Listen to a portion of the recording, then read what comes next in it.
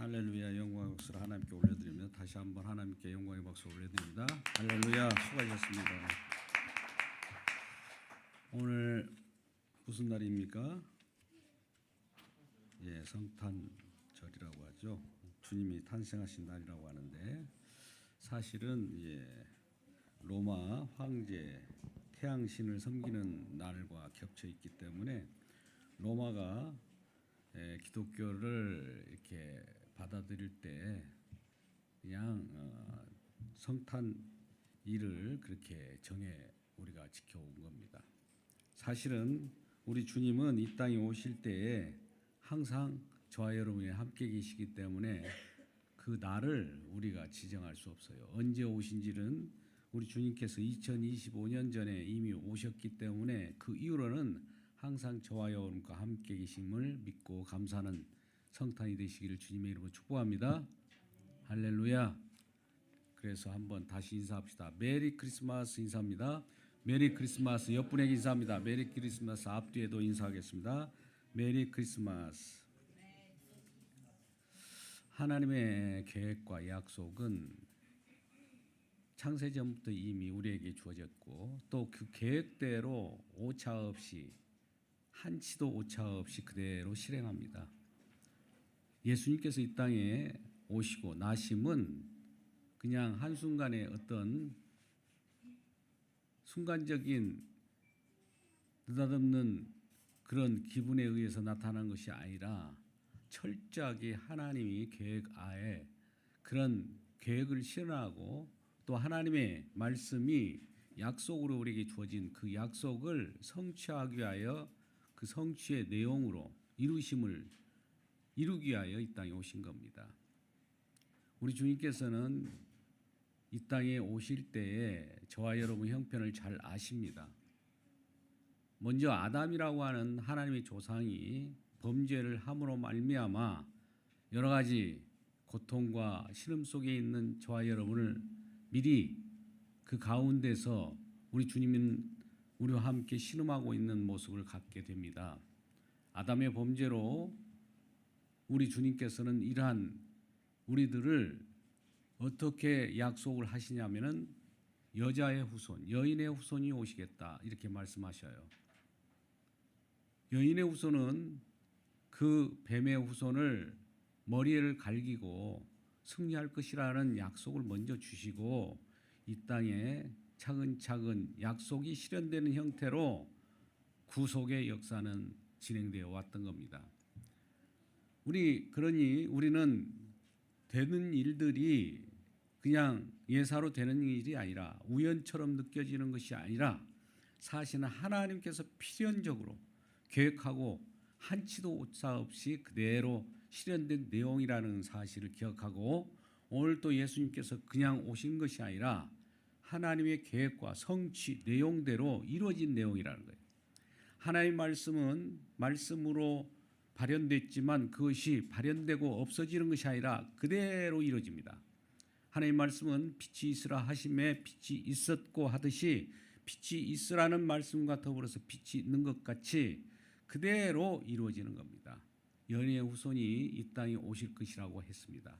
여인의 후손은 장차 올 예수 그리스도를 예표하고 있죠. 그 약속이 창세기 3장 15절에 예표된 대로 그 약속이 이루어져야 합니다. 그래서 이제 마태복음 1장 1절에는 이와 같이 말씀합니다. 아브라함과 다윗의 자손 예수 그리스도의 계보라. 예수님께서 어떤 계보로 어떻게 이 땅에 탄생하는가? 아브라함과 다윗의 자손으로 오신다는 겁니다. 그래서 오늘 말씀에서 성탄 예수 그리스도의 탄생은 어떻게 이 땅에 임하였는가를 우리가 생각해 볼 때 그 의미를 찾고 감사하는 우리 모두가 되기를 바랍니다. 오늘 본문의 18절에 예수 그리스도의 나심은 이러하니라. 예수 그리스도의 이 땅에 탄생하는 내력을 얘기하죠. 그의 어머니 마리아가 요셉과 약혼하고 동거하기 전에 성령으로 잉태된 것이 나타났더니 그의 어머니는 마리아예요. 마리아가 요셉과 약혼하고 동거하기 전, 여러분 약혼이나 정혼이나 마찬가지예요. 우리의 이 결혼 문화하고 저 이스라엘 근동 지방의 문화는 차원이 다릅니다. 차이가 있어요. 그들은 약혼과 더불어서 정혼이나 약혼이나 똑같아요. 결혼이나 똑같습니다. 그것은 결국 장차 신부 되는 집에 신랑이 먼저 가서 신부에게 약혼을 해요. 정혼을 합니다. 결혼을 합니다. 그러면 그 결혼식이 이루어지죠. 우리가 잘 알다시피 요한복음 2장에서 가나 혼인잔치를 하셨지 않습니까? 그 혼례식이 바로 여인의 집에서 이루어지는 일이에요. 신랑이 신부의 집에 찾아가서 그 속에서 결혼식을 하고 그 이후로 일정 기간 동안에 이제 신랑은 자기 집으로 옵니다. 그러면 자기 집에 와서 아버지가 함께 그 아들이 거처할 공간을 마련해요. 집을 마련합니다. 영원한 초소를 만들게 되죠. 그것이 다 만들어지면 이제 신랑은 그 신부되는 집에 가서 신부를 데리고 옵니다. 그래서 신부를 데리고 와서 이제 영원한 사랑의 사귐과 더불어서 동거를 하게 되는 겁니다. 이게 이스라엘의 결혼 풍습이에요. 그 같은 차원에서 오늘 본문이 기록되어 있어요. 그러니까 오늘 본문은 이제 결혼식을 하고 약혼을 하고 이제 신랑의 집으로 데려와서 동거를 하는 과정 속에 있어요. 동거하는 과정 속에 동거하기 전에 성령으로 잉태된 게 나타난 겁니다.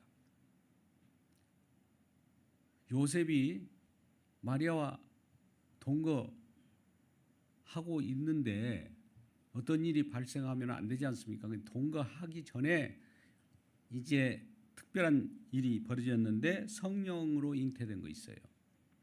마리아의 배가 불러오는 겁니다. 그러면 요셉 입장에서는 동거하기 전인데 얼마나 마음에 갈등이 있겠어요. 여러분 같으면 어떻습니까? 그 여인과 함께 신혼 방을 차려서 동거를 하려고 하고 사랑의 사귐을 가지려고 하는데 갖기 전에 배가 조금씩 불러온다면 어떤 생각을 갖겠습니까? 마음에 많은 갈등을 갖지 않겠습니까? 그러지 않겠어요?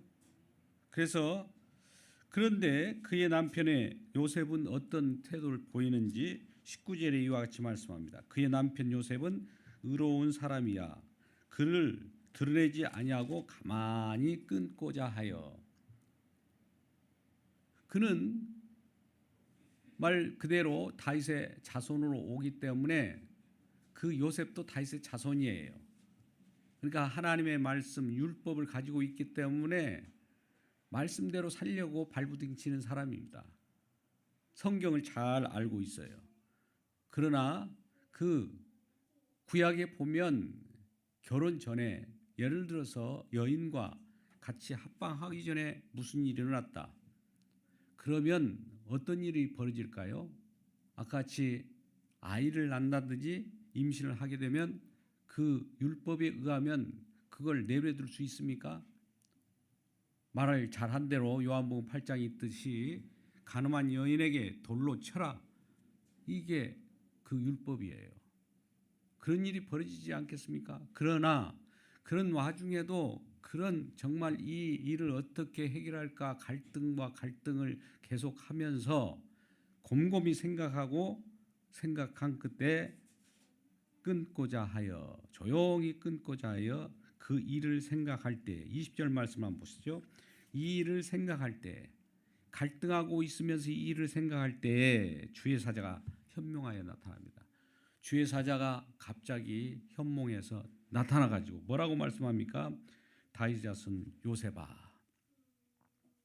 그냥 요셉이라고 표현하지 않고 마리아의 신랑 될 요셉에게 다윗의 자손이라고 그래요. 그러니까 요셉도 다윗의 자손의 혈통을 타고냈기 때문에 하나님 말씀을 잘 알고 있고 약속을 알고 있어요. 다윗의 자손 요셉아 할 때 벌써 하나님의 음성으로 듣는 거예요. 내 아내 마리아를 데려오기를 무서워하지 말라. 그에게 잉태된 자는 성령으로 된 것이라.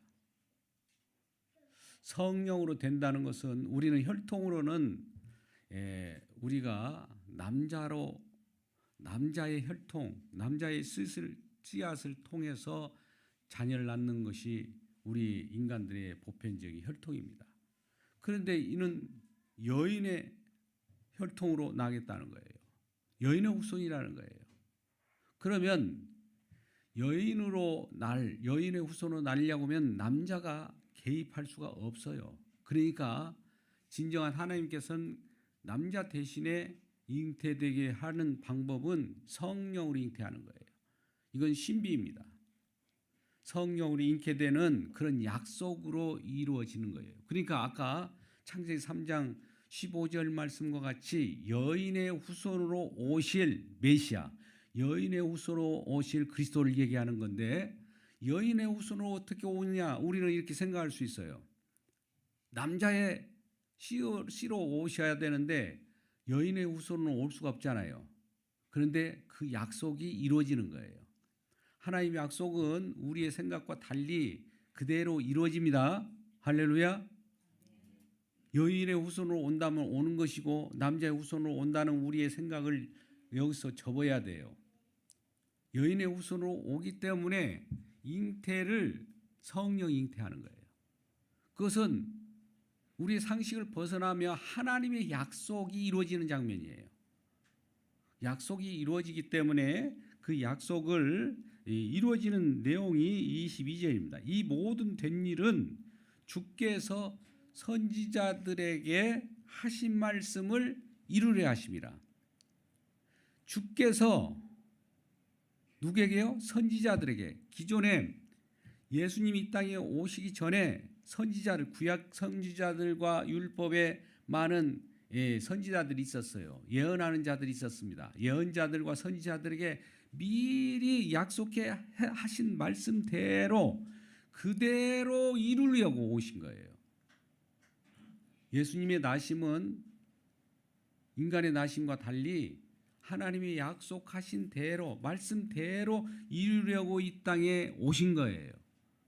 말씀을 이루시는 하나님이십니다. 그래서 예수님이 그대로 약속대로 오셨어요. 말씀이 이루어진 장면이에요. 이 말씀이 이루어졌습니다 하는 내용이 예수님께서 오신 거예요. 예수님이 나신 거예요. 그래서 요셉아 무서워하지 말고 그에게 잉태된 자는 성령으로 된 것이라. 아들을 낳을 텐데 이름을 이제 어떻게 지어주느냐? 예수라 하라는 거예요. 이름을 뭐라고요? 예수라라. 근데 예수를 이름하여 말하다 보니까 예수는 뭐라고 합니까? 자기 백성을 그의 죄에서 구원할 자이십니다. 예수로 아들을 낳는데 그 이름이 예수인데 자기 백성들이 있다는 거예요. 예수라는 아기에게는 자기 백성이 있는 그런 아기라는 거예요. 아기가 탄생할 때 그 속에 아기가 품는 자기 백성을 품고 태어난다는 거예요.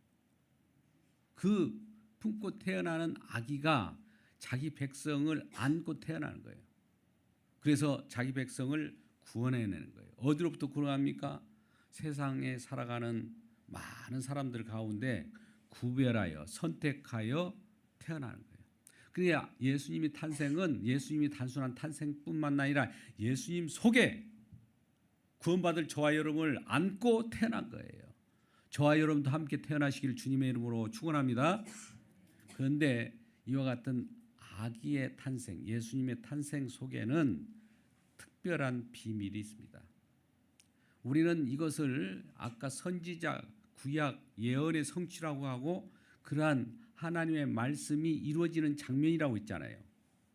그냥 태어난 것이 아니라 예수님이 태어나는 장면은 하나님의 말씀, 약속이 언약된 내용들이 그대로 이루어지는 장면인데 그 장면이 구약의 이사야서 7장 14절에 나오는 내용이 또 선치돼요. 그 내용은 뭐냐면은 이사야에게 말씀하신 바 보라 처녀가 잉태하여 아들을 낳는다라고 하는 말씀을 미리 이사야 선지자가 750년 전에 예수님 탄생하시기 750년 전에 미리 약속하고 또 예언했어요. 예수님 탄생하기 전에 750년 전에 누가 무엇을 어떻게 알겠습니까? 그때 선지자들, 예언자들이 미리 말씀한 거예요. 이 말씀이 무슨 말씀인지 몰랐어요. 그 시대에는. 그래도 장차 그런 말씀이 무르익어서 이루어지는 내용이 2025년 전에 예수님 오실 때 그대로 이루어졌다 이거예요. 그게 임마누엘입니다. 예수님께서는 우리에게 예수로 오실 때 자기 백성을 구원할 자로 오시지만은 임마누엘이라는 이름으로도 오신다는 거예요. 임마누엘이라는 말씀을 아십니까? 임마누엘은 저희와 함께 하심이라는 거예요. 그런데 저희와 함께 하신다는 의미는 여기에 우리는 단순히 우리와 함께 하실 거야, 우리는 함께 하시니까 좋아, 이런 의미보다도 더 깊은 의미가 있어요. 첫 번째,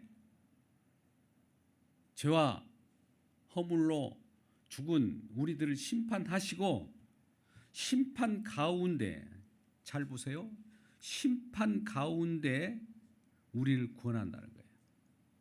심판이 없는 구원이 아니라 세상의 많은 자들을 심판하시면서 심판 가운데 남는 자가 있어요. 남는 자를 끄집어낸다는 거예요. 그러니까 하나님께서 이 땅에 오셔서 저와 여러분을 구원할 때는 다 구원하면 좋겠지만은 이 세상 많은 사람들은 범죄함으로 말미암아 다 죽어 마땅해요. 다 심판 가운데 있어요. 다 죽었던 우리예요. 그런 가운데서 심판이 감행해지면서 심판과 더불어 그 속에서 구원이 이루어지는 겁니다. 할렐루야. 우리는 구원은 단순한 하나님이 좋으신 하나님, 사랑의 하나님 이러며 부르면서 그냥 구원하시는 하나님이 아니에요. 세상은 이미 범죄로 물들었어요.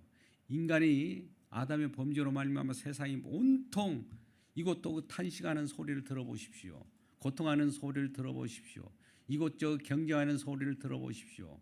이 모습을 볼 때 세상이 과연 우리가 행복을 가져다 주는 세상이던가요? 그러한 세상을 우리 주님께서는 심판을 하겠다는 거예요. 꼭. 공의의 하나님이시기 때문에 이러한 꼴을 볼 수가 없어요. 우리 주님은 거룩한 하나님이시기 때문에 그러한 죄악된 모습을 가지고 함께 할 수가 없어요. 그러한 것을 꼭 심판하시면서 구원하신 하나님이에요. 우리 주님은 이 땅에 장차 오실 하나님도 마찬가지입니다. 재림주로 오실 이분은 이미 이 땅에 오신 분이 그대로 오시기 때문에 이 오신 그대로 오신 것처럼 재림하십니다. 세상을 심판하셔요. 이미 심판 가운데 있는 자들이 많아요. 그렇기 때문에 우리는 크리스마스 성찬을 앞두고 모든 사람은 세상 물결 속에 세상 향락을 쫓아서 이리 굴리고 저리 굴리고 즐거워하는 향락 속에 빠지지만 우리는 이러한 가운데 특별히 예수님의 오심을 어떻게 받아들이냐 하면 진정으로 우리 주님은 심판 가운데 오신 예수님이라는 사실을 기억하고 우리도 우리 죄악을 되돌아보고 우리 주님을 맞이하는 기쁨의 성탄을 맞이하는 저와 여러분 되시기를 주님의 이름으로 축원합니다. 그래서 우리 주님은 언제나 우리와 함께 하신다는 것은 우리 주님이 함께 하시기 전에 우리를 죄악을 들여다보게 해요. 우리 자신을 들여다보게 한답니다. 내 자신을 한번 보게 하시고 주님이 임할 때 나는 어떤 자인가를 먼저 보게 한다는 것이죠. 그럴 때 우리 주님께서는 너는 내 백성이야, 장차 너와 함께 할 것이야, 나는 너와 영원한 처소에서 같이 살 것을 예비해 놨어 하면서 저와 여러분을 그곳으로 인도하시는 진정한 하나님이심을 기뻐하시길 바랍니다.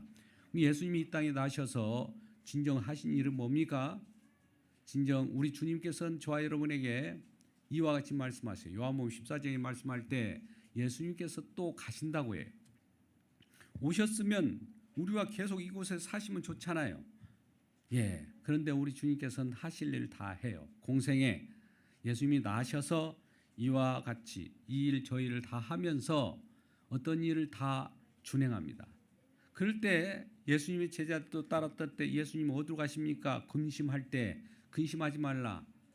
또 하나님 믿으니 또 나를 믿으라 하면서 내가 처소를 예배하러 간다고 그래요. 아까 같이 신랑 대신 그 신랑이 혼례식을 할 때 신부의 처소를 예배해 놓고 신부를 초청해 오지 않습니까?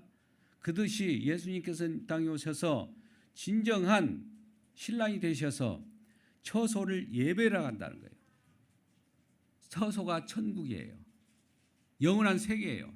처소를 예배해 놓고 다시 와서 하나님의 백성, 구원받은 백성, 남은 자를 끄집어내서 그 처소, 끄집어내는 것은 신부들만 끄집어내요. 오늘날 구원받은 백성을 신부라고 합니다. 오늘날 구원받은 백성을 교회라고도 해요. 교회는 신부입니다. 신부되는 교회가 진정한 신랑을 예배하고 그 처소로 옮겨가는 것이 저와 여러분의 인생의 여정입니다. 이 땅에 오신 목적이 주님도 저와 여러분을 이와 같은 영원한 세계 속에 인도하기 위하여 이 땅에 오신 겁니다. 그러면 우리는 이러한 주님을 모시고 사는 기쁨 속에서 주님과 함께 동행하고 임마누엘 함께 하심 속에서 주님이 이끄시는 그 처소를 향하여 달려가는 겁니다. 그럴 때 이 땅은 나그네 길이에요. 저와 여러분 이 순례길을 걸어가기 위하여 이 땅에 태어난 것이에요. 여러분 이 땅에 태어날 때 한 번 태어난 것은 사람에게 정하신 것이요 후에는 필히 심판이 있다고 해요. 우리에게는 죽음이 있습니다. 한 번 죽는 것은 우리에게 이미 정해졌다고 해요. 왜 정해졌습니까? 아담의 범죄로 말미암아 그 심판은 우리에게 어쩔 수 없는 하나님의 약속이 있었어요.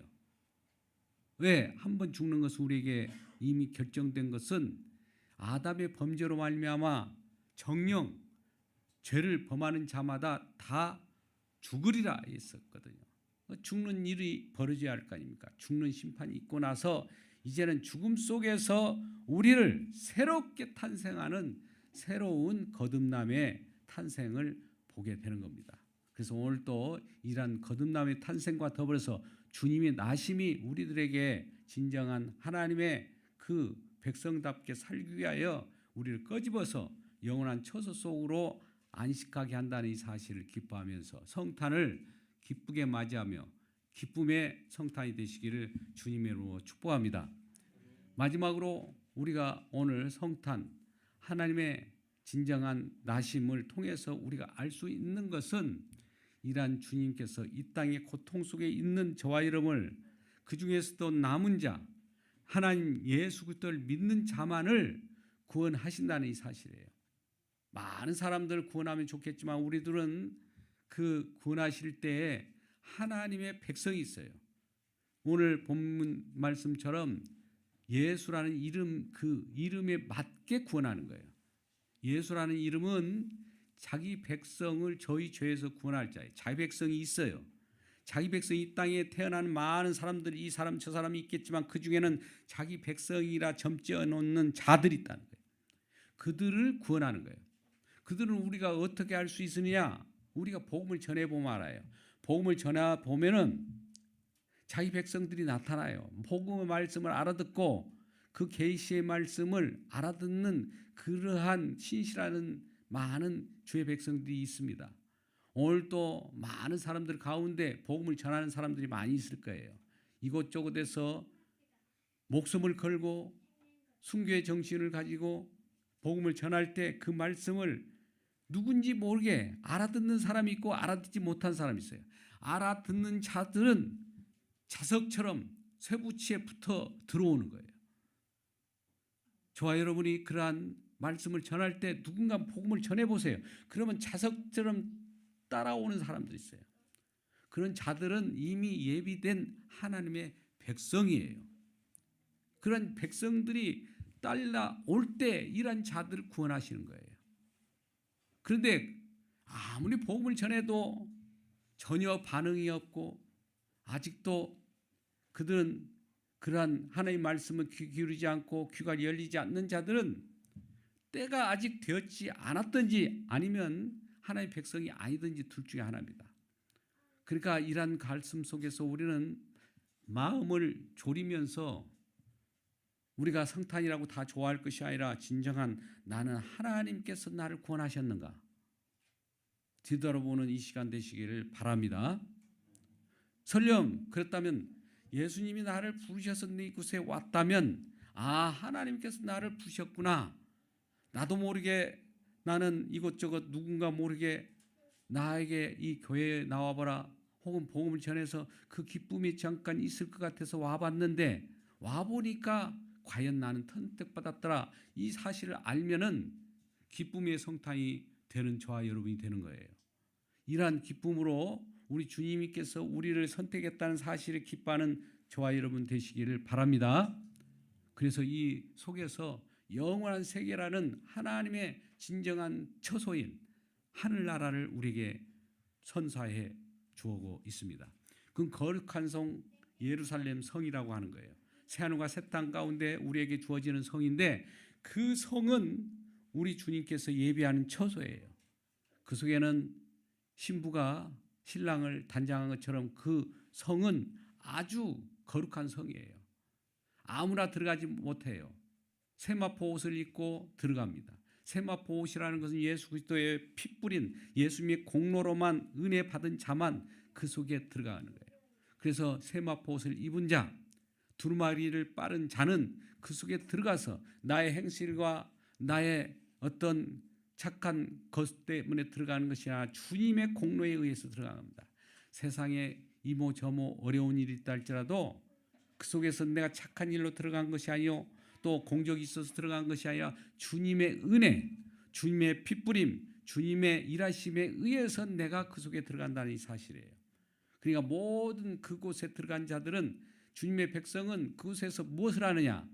주님의 공로를 찬양하고 주님의 나를 구원하셨군요. 주님과 나 함께 하심으로 내가 주님께서 이와 같이 공로로 내가 이 주님 앞에 나올 수 있었습니다. 주님의 모든 영광을 주님께 돌려드립니다. 주여 영광 받으시옵소서. 이것이 주님께 찬양하는 예배고 이러한 예배를 드리기 위해서 지금 저와 여러분이 이 땅에 이곳에 오신 거예요.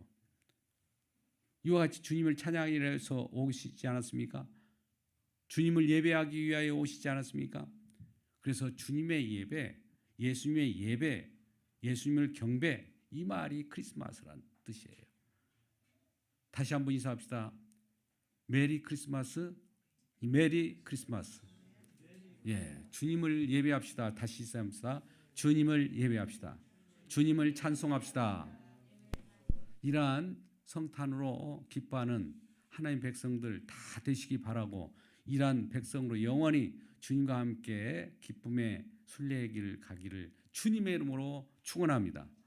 기도하겠습니다. 아버지 하나님 감사합니다. 주님의 은혜 가운데 우리를 불러주시고 오늘도 세상 가운데 남은 자처럼 세상에 많은 사람들 심판받고 지옥의 불못에 빠지지만 그 가운데 우리를 구원하셔서 영원한 부활 생명 되신 우리 주님의 처소의 가운데 우리 인도하여 주시는 주심을 감사합니다. 변함없는 주님의 사랑을 기억하며 오늘도 주님을 찬양합니다. 주님께서 이러한 놀라운 사랑 우리에게 베푸셨기에 주님의 은혜가 크기에 주님 앞에 나와 오늘도 찬송하며 예배합니다. 주여 우리의 예배를 받으시고 큰 은혜와 사랑으로 화답하여 주시옵소서. 예수님의 이름으로 기도드리옵나이다. 아멘.